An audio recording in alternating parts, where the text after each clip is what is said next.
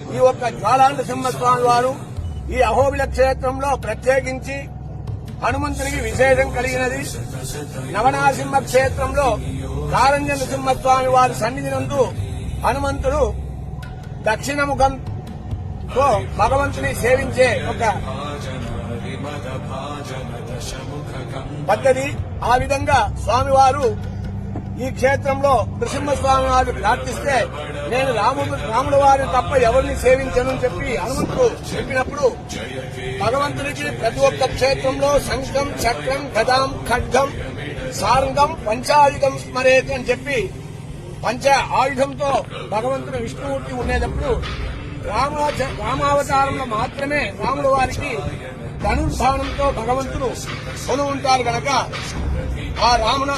రాముల వారే నేను అని చెప్పి భగవంతుడి శంఖహస్తానికి బదులు